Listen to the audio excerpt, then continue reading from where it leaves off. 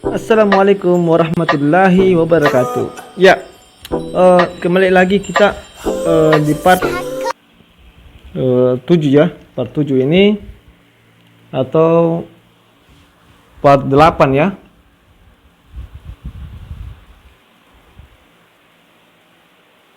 Sorry, maksud saya adalah part 7 ya. Sekarang kita masuk di part 7, masih bagian dari larutan asam basa.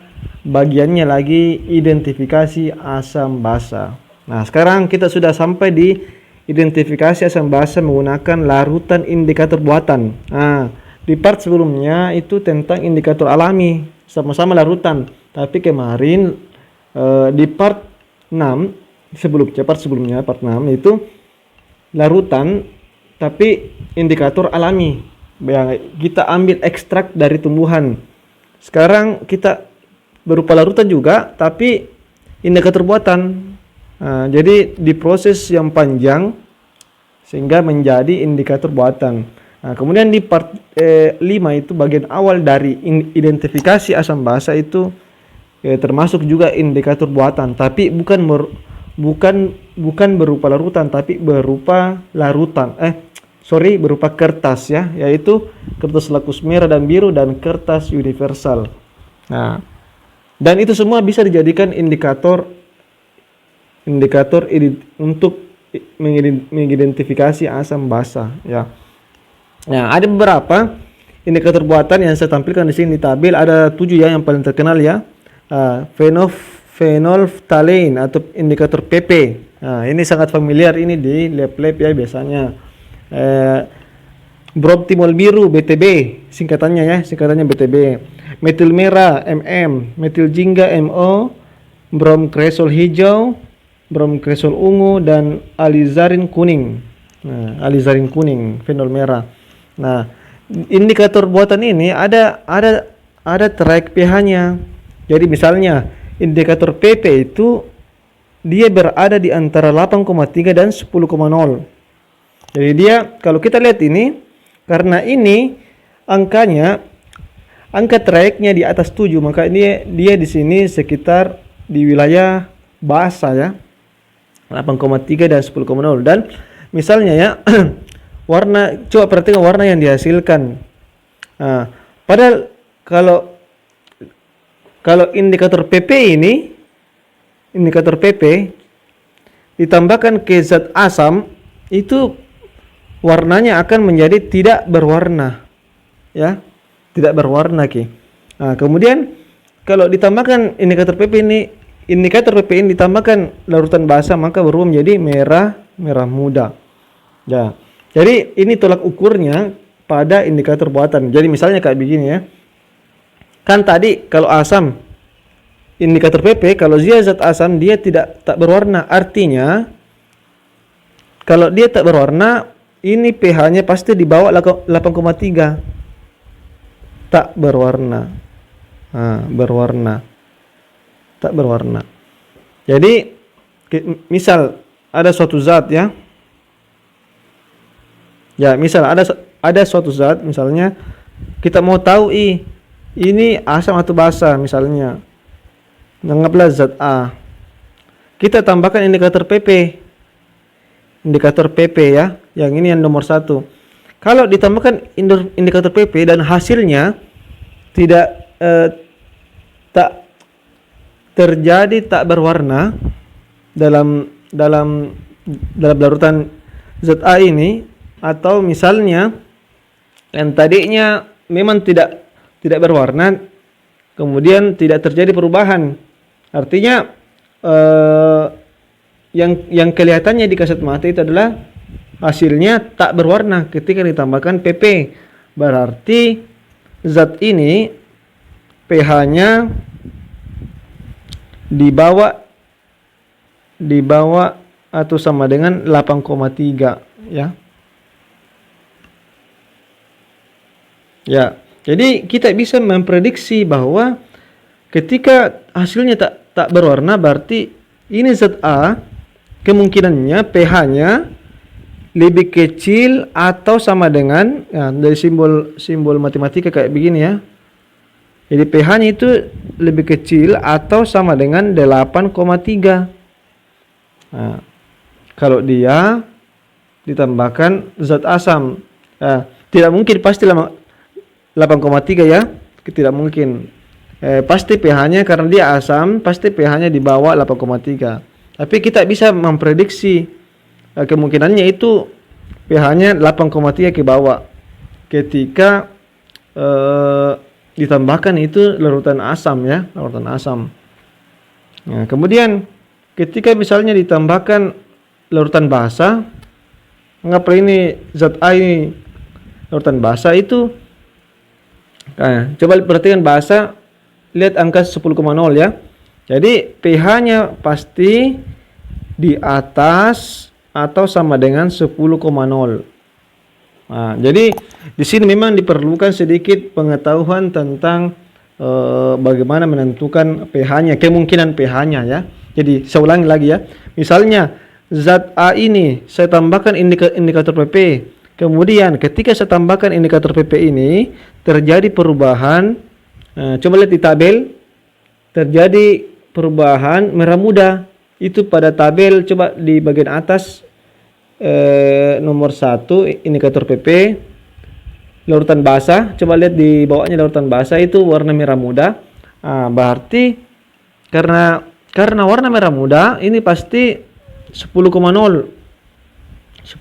Jadi karena 8,3 tak berwarna, jadi sebelah kiri itu asam ya, sebelah kiri itu wilayah asam.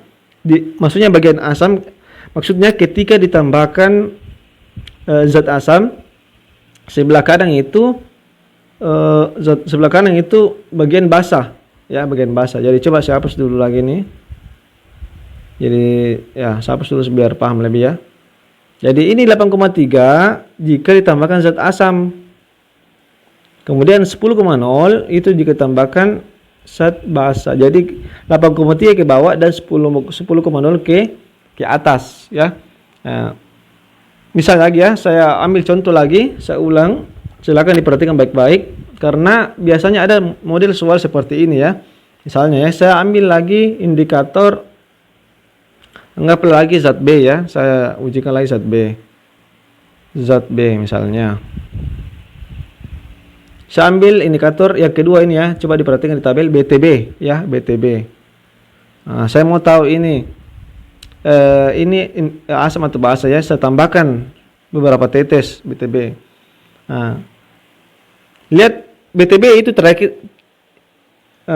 Coba lihat dulu trayeknya BTB. Pada BTB itu trayek pH-nya sekitar 6,0 dan 7,6. Artinya jika asam 6,0 ke bawah jika zat itu asam. Sedangkan jika zat itu basa, maka pH-nya itu 7,6 ke atas ya. Maksudnya jika warna kuning yang terjadi maka 6,0 ke bawah kemungkinan pH-nya. Jadi kita hanya bisa memungkinkan ya. Kemudian ketika dia berubah menjadi warna biru, itu pasti pH-nya 7,6 ke atas.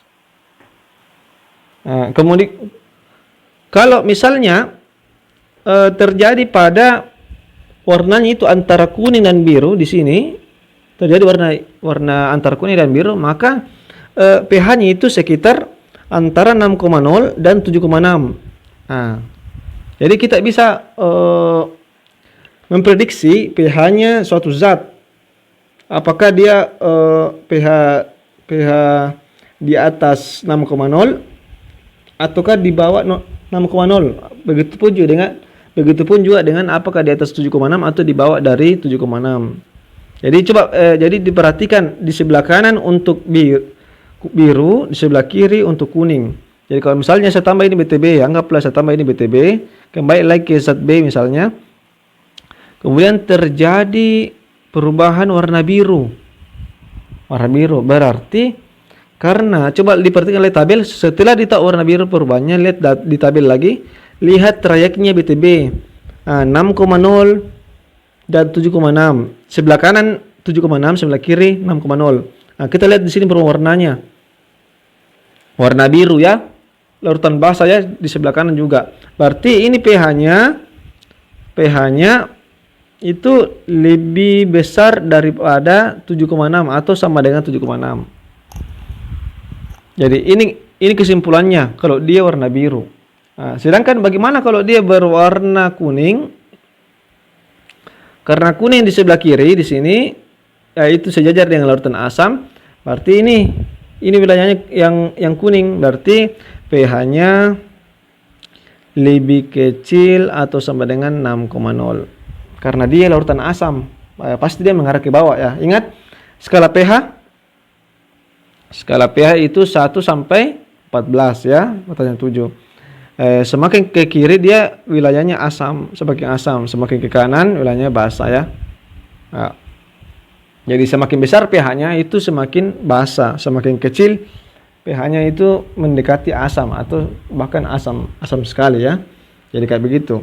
Nah, coba saya kasih dulu contoh soal. Nah, misalnya ada soal seperti ini, nomor 12. Nah, misalnya coba perhatikan tabel data hasil pengujian air limbah berikut. Jadi air limbah kita tidak tahu berapa pH-nya ya. Nah, di sini kita mau tahu ini air limbah bersifat asam atau basa, atau berapa pH-nya, sekitar di mana pH-nya ini air limbah. Nah, kita pakai di sini soal kita pakai indikator buatan ya, larutan indikator buatan. Jadi sudah ada datanya. Jadi ini sudah uji lab ceritanya ya. Tinggal kita analisis data, menyimpulkan ini pH-nya berapa sih.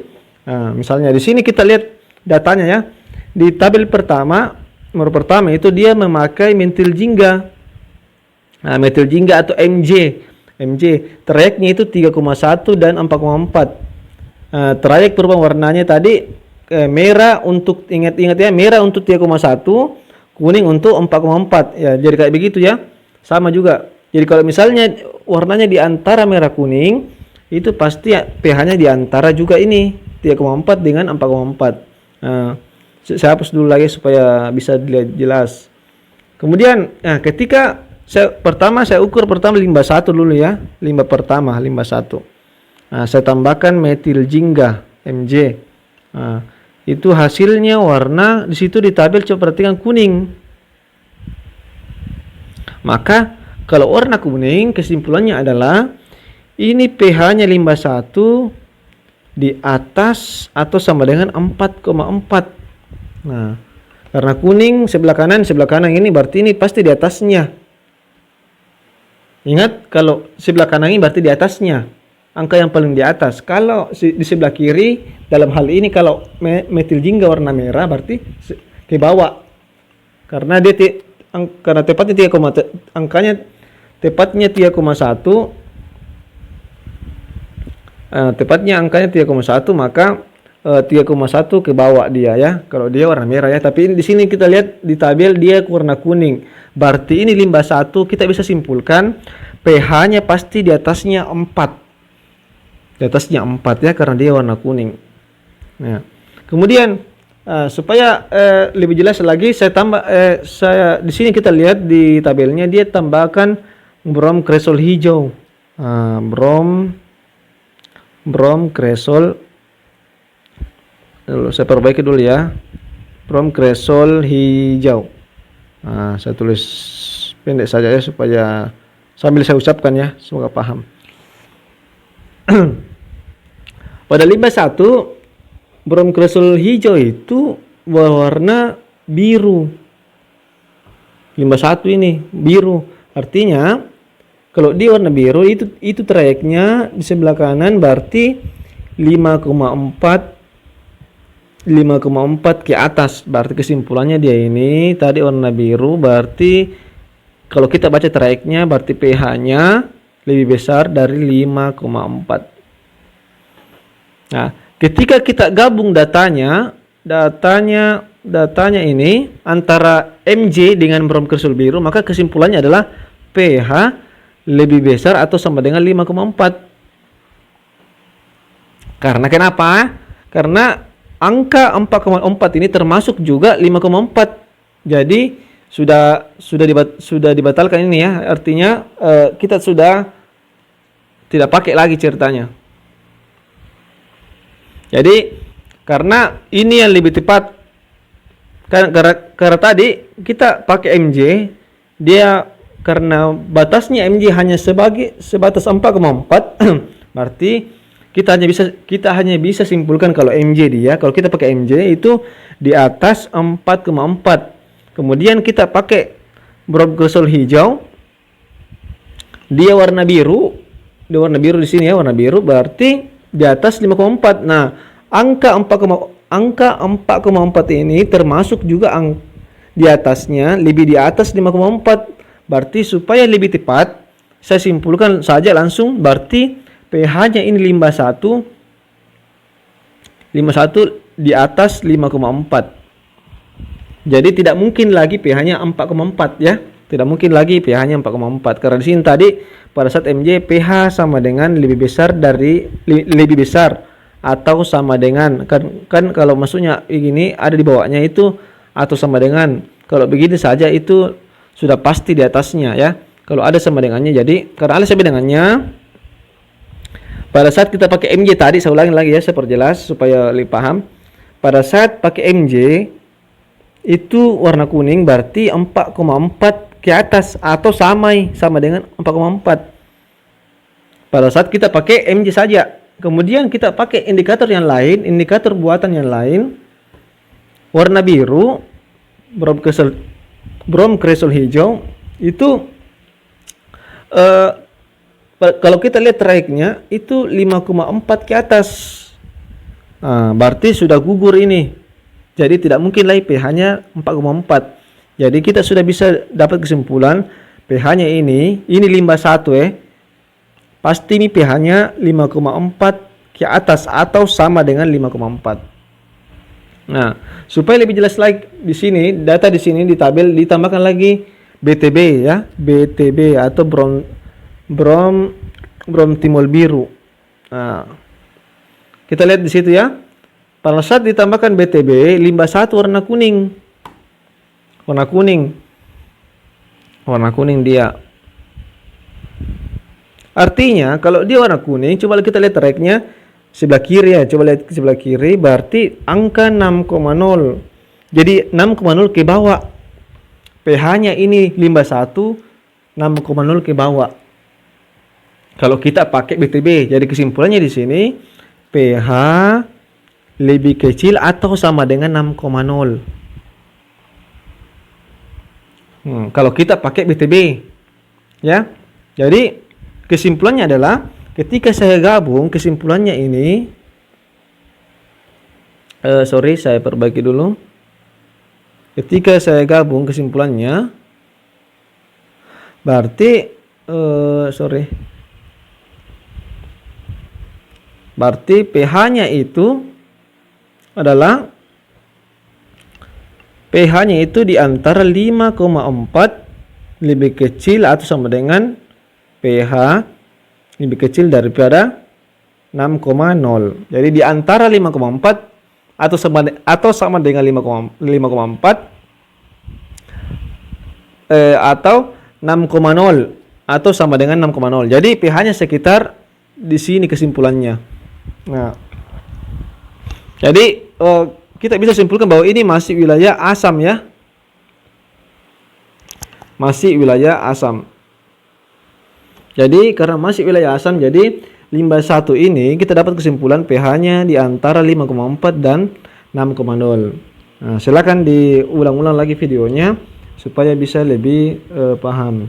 Nah, sekarang kita ukur limbah 2.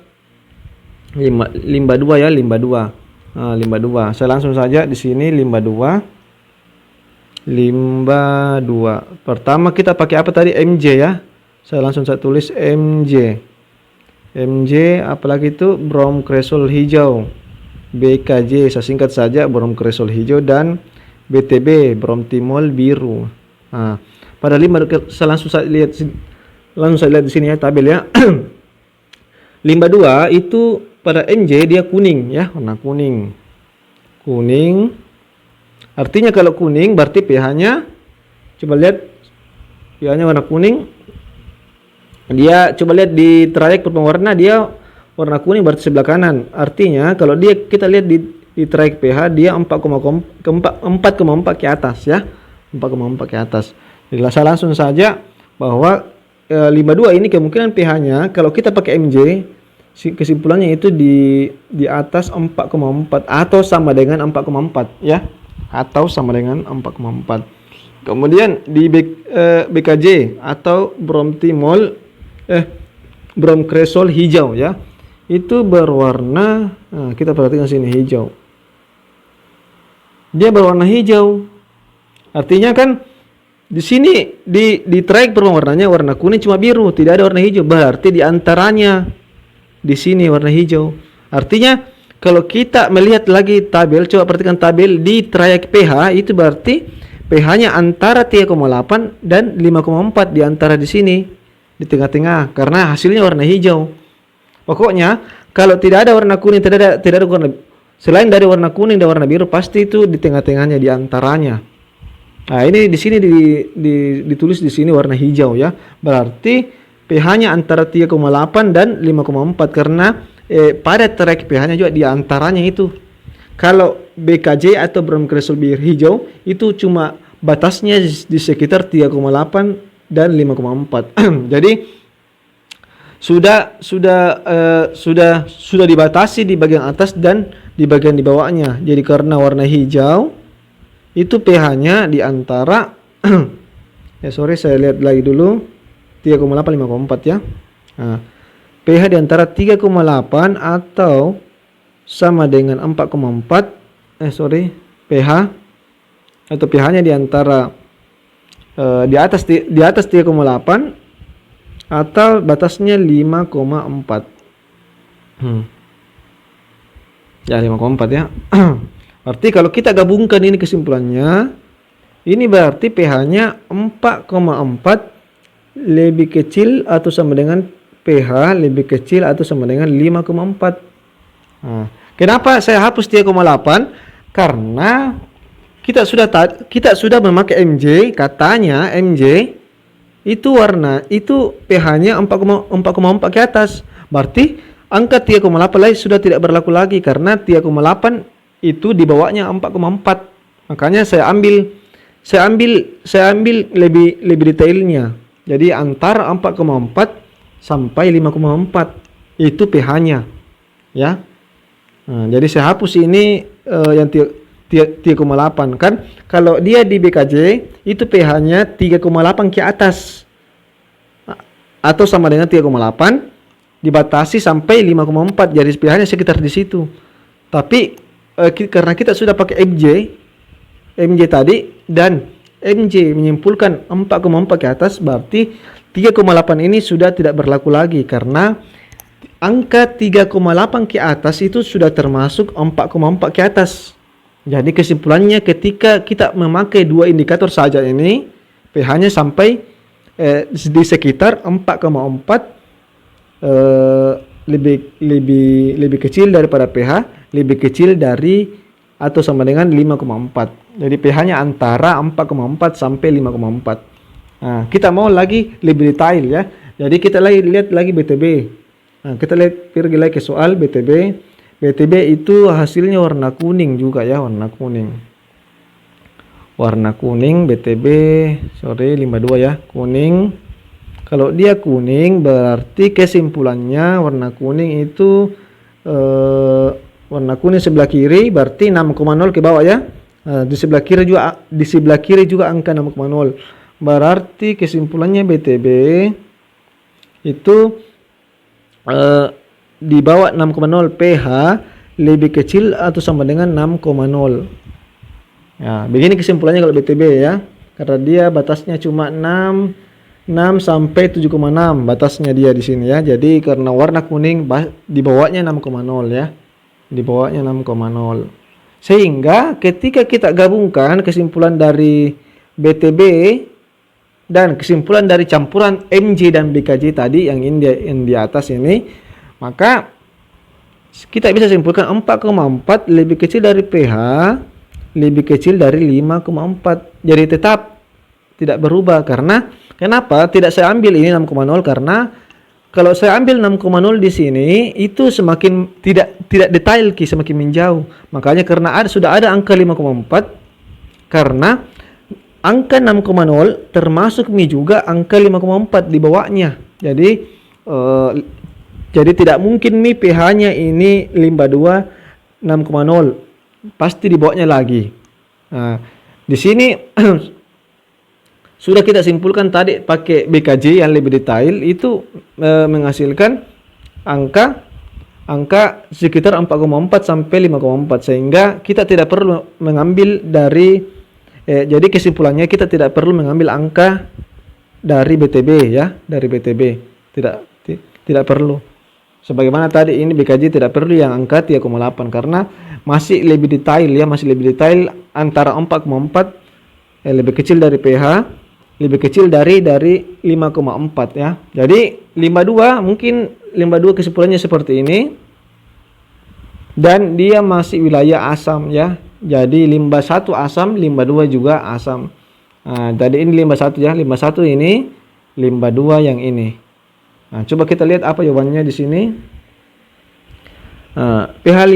pH air limbah 1 dan 2 berturut-turut adalah berturut-turut, berarti jawabannya adalah kalau 1 tadi apa ya? 1 tadi ini tadi 1 ya. 1 ini 5,4 6,0 ya antaranya. Berarti jawabannya 1 berturut-turut ya. Oh, ini berarti ini ya. D jawabannya ya. Nah, pasti dia limbah 2 ini sekitar 4,4 sampai 5,4. Nah, 52 tadi ya 4,4 sampai 5,4.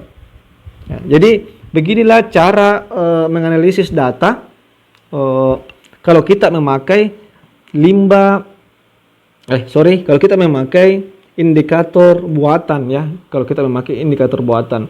Jadi silakan diulang-ulang, silakan diperhatikan karena biasanya ada soal yang model seperti ini. Kita disuruh menyimpulkan di sekitar berapa pH-nya dari suatu zat yang kita disuruh cari dari soal dengan memakai indikator buatan. Jadi begini caranya untuk memberikan kesimpulan di sekitar mana pH zat yang ditanyakan ya. Silakan diulang-ulang lagi. Jika ada soal lagi yang lain yang Anda belum ketahui tentang yang seperti ini bisa ditanyakan. Kalau memang agak-agak beda soalnya saya bikinkan lagi khusus video latihan soal ya. Silakan di komen di WA silakan di komen di video, tanyakan soalnya. Kemudian atau saya taruh di deskripsi nanti WA saya. Jadi silakan di WA tanyakan soalnya. Kalau memang modelnya lain, saya buat lagi khusus video itu agar supaya terjawab pertanyaan Ananda sekalian ya. Jadi mungkin yang mungkin hanya sampai di sini yang bisa saya sampaikan pada ini identifikasi asam dan basa menggunakan larutan indikator buatan ya.